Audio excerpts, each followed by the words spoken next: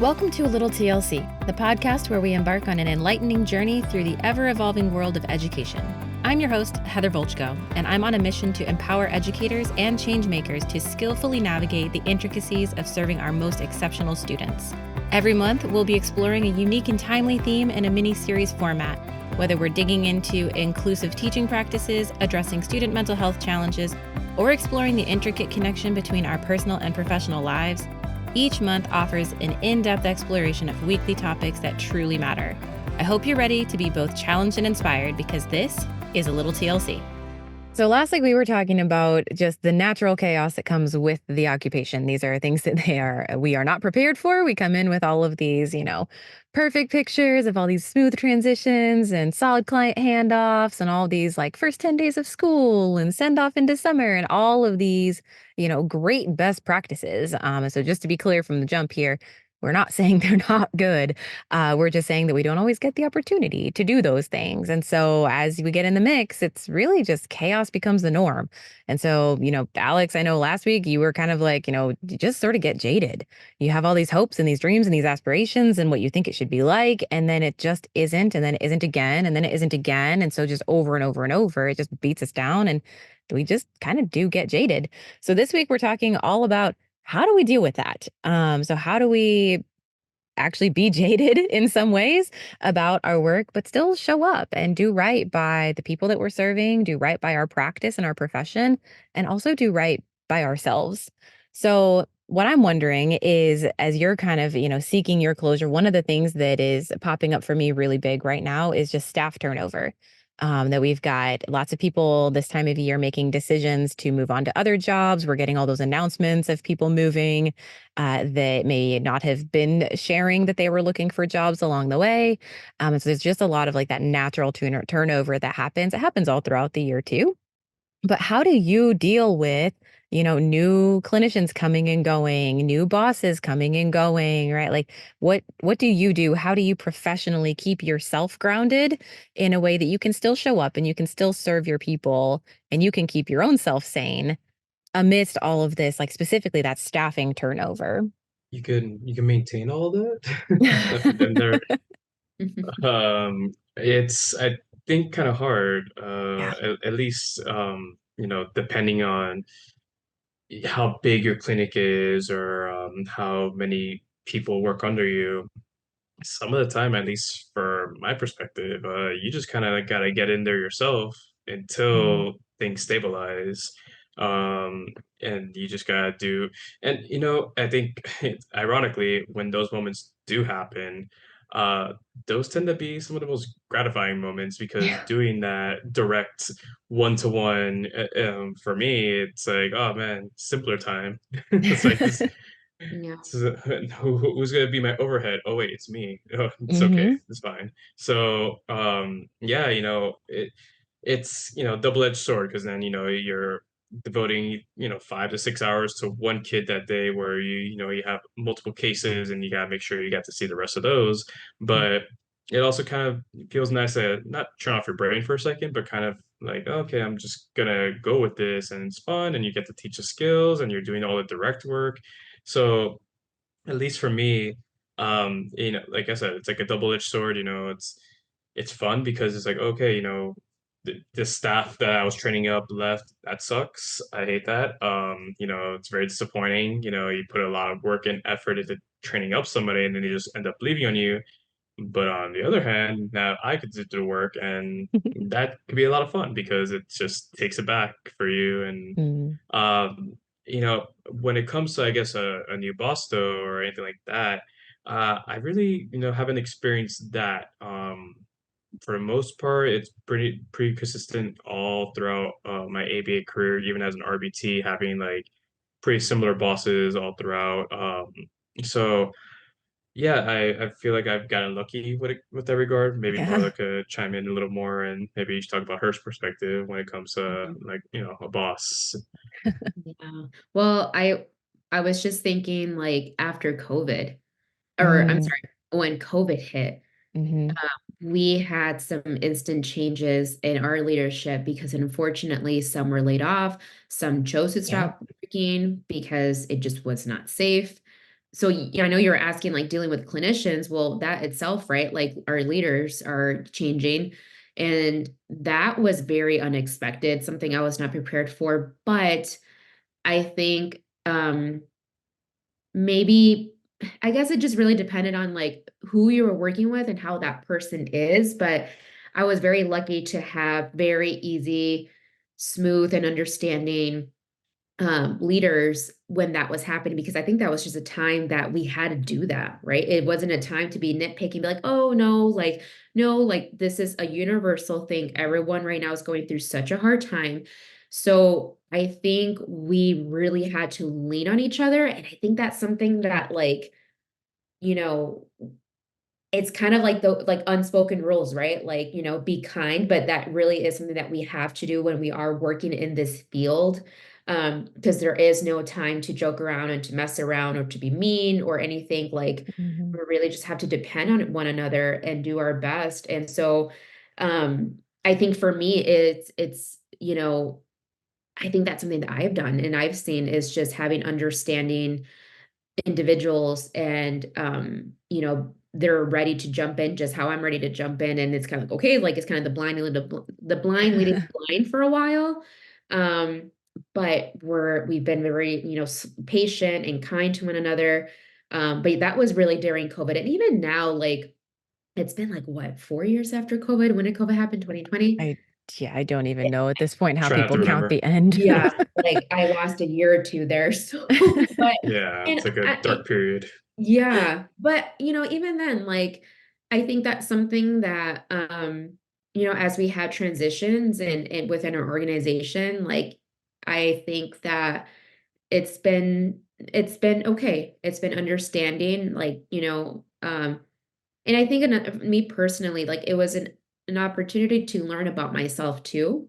Um and how things that I have learned over the course of, dealing with closure and transitions and those unexpected changes and, feeling jaded and, feeling delusional, you know, Mhm. at the end of the day, just kind of learning that, okay, like, yes, those things are part of the norm. It's chaotic, but I know what I can do. I know what I can bring. And I've have people who are helping me. It's a team. I don't have to do it all. Right. Um, so it's a moment just to kind of depend one another, I think, to kind of help with that. Takes a village. Takes it does. Yes, I say that all the time. I think I said that to Heather and to like many other people. Like it really does take a village, like Mhm. working with parents, other colleagues, professionals. Um, I mean, but you talk about like it takes a village to serve our people, right? But sometimes it yes, takes a village to keep us in our professions.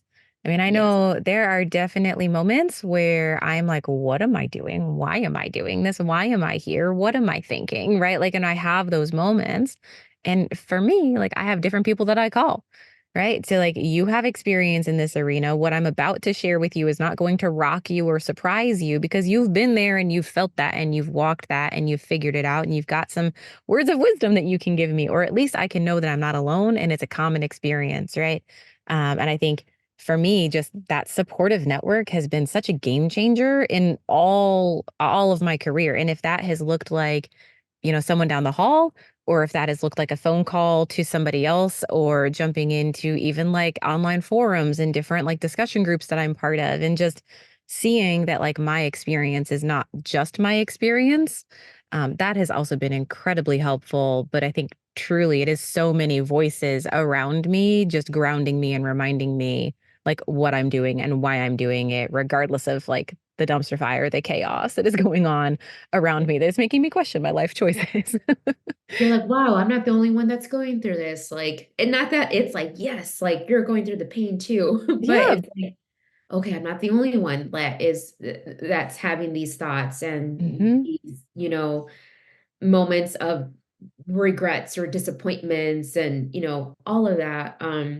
Yeah, I think I mean, I'm sure we all have had those moments. And you mentioned like how you join like networks or like forums or like a phone call. Um, Sometimes I think it's a moment where you also have to discover your own therapeutic Hmm. tools, right? Of what's going to help you. Um, and what's going to help you kind of gain clarity and like, bring you back to stand on your own 2 feet again. Are you ready to choose a transformative learning journey that allows you to absorb, reflect, and apply new knowledge at your own pace? This week is Workshop Week at TLC. Join us for a collection of pre-recorded, immersive learning experiences designed to empower you with practical skills and moments of introspection. Our workshops tend to be the perfect blend of structured learning and personal growth. Each session includes dedicated time for reflection and application, so you can truly internalize what you've learned. But that's not all. By becoming a member of the TLC Network, you gain access to professionals committed to walking this experience together. Learners get access to valuable webinars, enriching workshops, and engaging guest hangouts. Supporters gain access to our vibrant online community, monthly Q&A sessions, and joint discussions in a little PLC. Clever, right? Either way, you'll be among the first to access our podcast and blog pairing every week. Don't miss this unique opportunity to engage in some self-discovery and personal growth. Join us and see the positive impact this week's workshop can have on your life. Sometimes that I think it's a moment to also just take a moment to kind of reevaluate, right? And come up with your own strategies and things like that. But I know for me, learning is also kind of helps me, right? I don't know how I can tie that in, but what skills am I lacking that I need to improve to make this situation better? For me, I always love learning. Heather, you know this. I always say Yeah. that, I love learning. If I don't know, teach me, or I will be asking questions. Yep.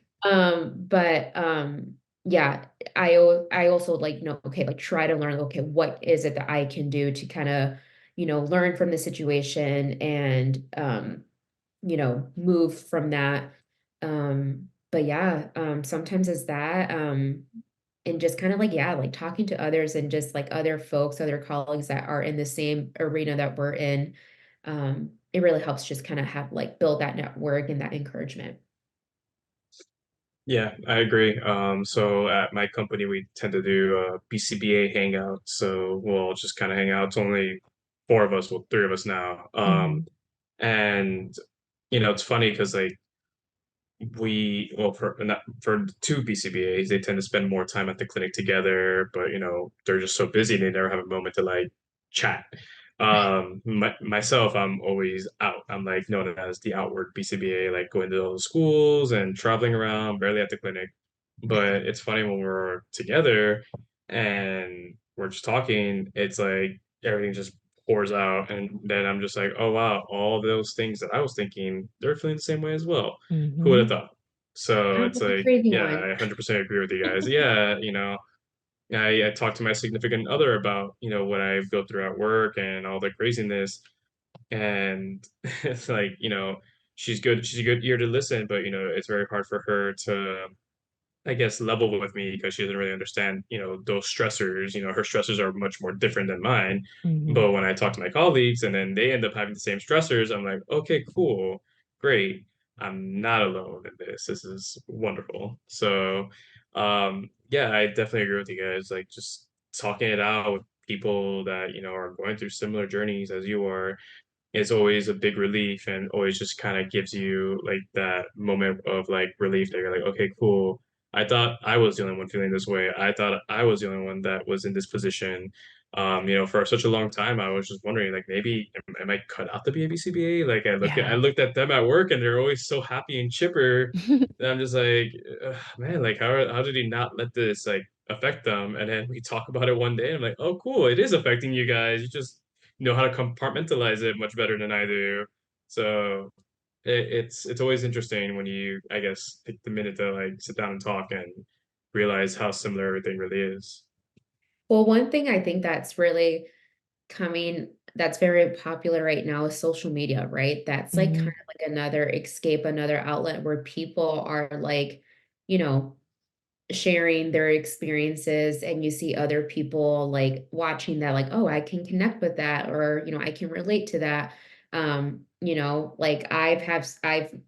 seen other behavior analysts, other clinicians, and sometimes it could be memes or gifs or jokes. And I understand. And it's to me, it's funny, maybe to my husband or to other people, and be oh, is that funny?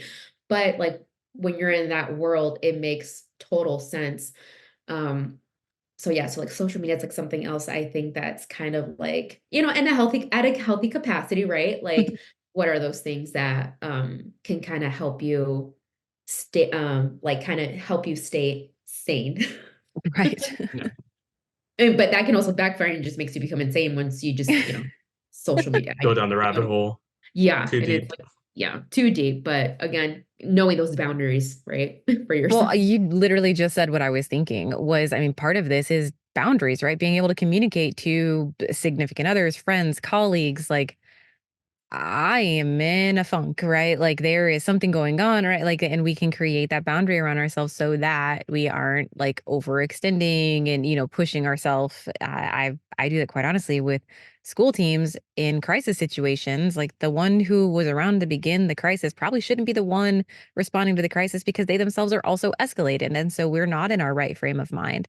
So to be able to communicate that to people around us and say, hey, I just need like 10 minutes to zone out and scroll and laugh at other people that are having similar frustrations and they're putting it out in these like funny social media things, right? I fully understand. Like, I just need the space to do that, right? And then I can re-engage, right? Because I'm stressed and I'm not in a good place, and I'm probably going to say something or do something that I'm going to regret. And so, like, to be able to communicate that with our people, some of it is we're tapping into those, supportive networks that we have around us. But some of it is just having the time and space to do that in a way that then the people around us who may not actually understand, kind of the chaos or that we're just living in on the daily, to give us that space to kind of pull ourselves back together and then be able to re-engage with them in a more human, more sane way. And it's tough, Heather, So like hard. it's so tough So to kind hard. of put those boundaries and like speak up for yourself. Because again, we're in a role where we are giving, right? But you cannot give what you don't have, right? And so just want to recognize like it's hard, and others who are hearing this, like, yes, like it is hard, but it's something that we have to do. I actually was reading something on social media today and I was like, oh my goodness, I don't know if it was kind of like a sign to me, but it was something along the lines of like the care that you provide and how attentive you are at work, it's the same thing that you should do for your personal life. Mhm. And I figured just that I can tie that in with what you're saying about like, having that outlet of like, okay, I need to escape for a little bit. Like, what replacement behaviors are we engaging in? Right. Like, Mhm. I just think like, man, like so much that we teach our kiddos and our students is something that we should also be putting into practice ourselves. Speak up, advocate, functional communication, right? Sounds easy, but it's just a reminder, like if I'm teaching so hard to a client or saying like functional communication and like, why are they getting it? But Marla, are you doing it too for yourself, for your sanity when you're feeling jaded? Practice what you preach. Yeah.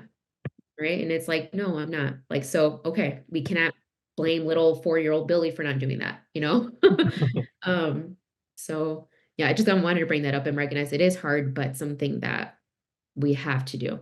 And honestly, that took me time to learn that. I'll be very transparent. Like it was Oh, very yeah. hard to like set that time aside for myself. It's weird, but it's a good thing. And I think we are all pretty guilty of like still struggling with it. Like Mhm. I know I do. I struggle with it to this day. But I try my best to practice it as much as I can.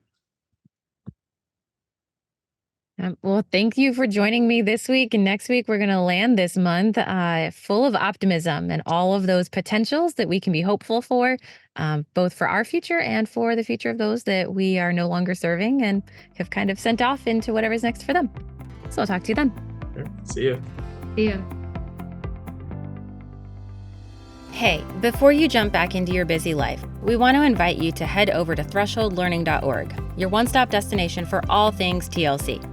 Here you'll find our blog with this episode's show notes, our ever-expanding bookshelf of resources, and anything else we've talked about. Trust us, there's a ton of benefits waiting for you to explore. Just head over to thresholdlearning.org, click on network, and we'll see you on the inside. Sharing the podcast with your colleagues is the easiest way to support the show. You can find us at Threshold Learning TLC on Facebook and Instagram. A personal recommendation is by far the best way to share the podcast. Let them know they can listen on iTunes, Spotify, and anywhere else they catch their podcasts. Just be sure to leave a rating and review on your favorite platform. You can email us at info@thresholdlearning.org. We always enjoy connecting with fellow educators and champions for educational justice. You can find everything you're looking for at thresholdlearning.org. See you there.